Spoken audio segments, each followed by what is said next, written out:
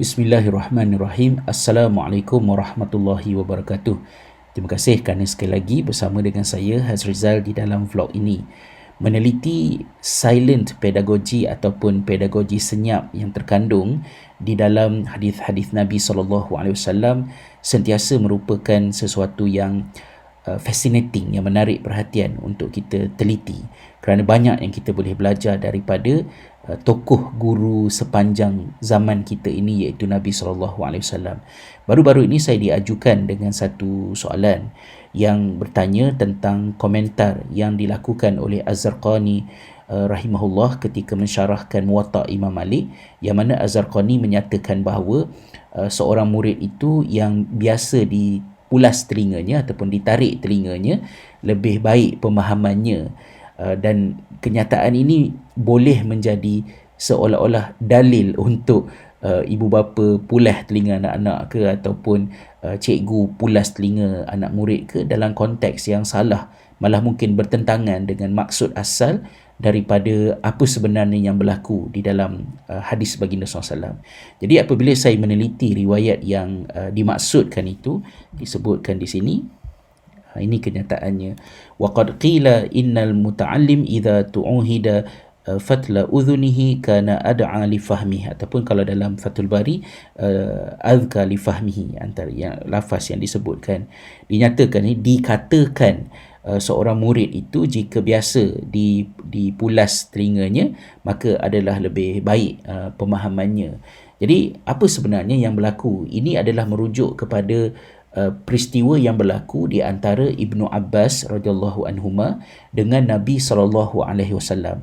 Kita tahu ramai di kalangan para sahabat cuba sedaya upaya untuk merekodkan, memahami secara terperinci bagaimanakah ibadah baginda, dan sebahagian daripada mereka memanfaatkan hubungan peribadi yang ada, seperti Aisyah radhiyallahu anha sebagai isteri baginda, dan juga Ibnu Abbas radhiyallahu anhuma. Maimunah isteri Nabi SAW radhiyallahu anha adalah merupakan ibu saudara kepada Ibnu Abbas.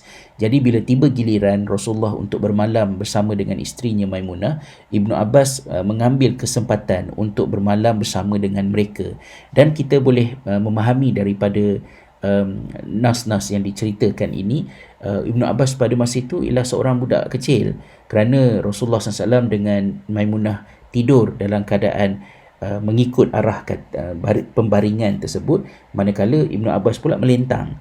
Jadi kita boleh imagine lah maknanya bagaimanakah saiz Ibnu Abbas pada masa tersebut. Jadi apabila Nabi SAW bangun mengerjakan Qiyamul Lail pada waktu malam, Ibnu Abbas telah bangun sama dan menyertai solat baginda. Tetapi Ibnu Abbas sebagai kanak-kanak kecil itu telah berdiri di sebelah kiri baginda. Lalu di dalam solat tersebut Rasulullah telah menggerakkan Ibnu Abbas daripada kiri beralih ke kanan, mengajar kepada kita bahawa bila dua orang solat berjamaah, maka posisi imam dan makmum itu hendaklah dibetulkan seperti yang dilakukan oleh Nabi SAW. Tetapi cara yang dilakukan oleh baginda itu, ada riwayat yang menceritakan Rasulullah meletakkan tangan di atas kepala Ibnu Abbas, dan ada juga ditunjukkan yang menarik syahmah ataupun di hujung cuping telinga ini. Tetapi kita perlu faham apakah konteksnya hal itu dilakukan. Misalnya kita lihat di dalam riwayat yang dikemukakan oleh Muhammad bin Nasr, Zada Muhammad bin Nasr, fa'araftu annahu innama sana'a dhalika liyuannisani biyadihi fi dhulmatil lail. Dan aku tahu sesungguhnya Nabi SAW buat macam tu kerana baginda menyantuniku dengan tangannya pada waktu malam. Jadi ia bukan satu hukuman, tetapi ia adalah merupakan satu gesture yang bersifat kasih sayang, kan. Dan kita lihat juga misalnya dalam lafaz ini, faja'altu idza aghfaitu akhadha bi syahmati udhuni. Dan Ibnu Abbas ini apabila berada dalam keadaan yang mengantuk masa semayang tu, maka Rasulullah SAW telah menarik cuping telinga beliau.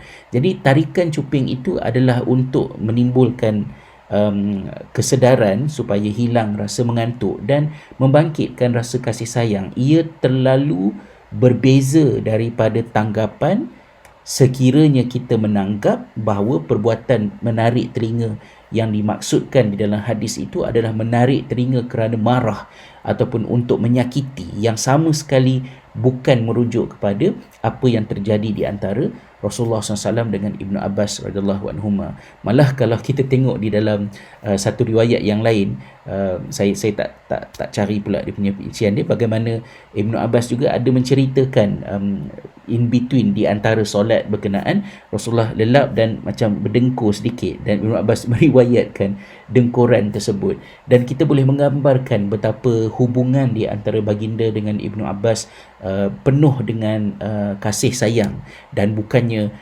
kemarahan menarik telinga untuk memalukan.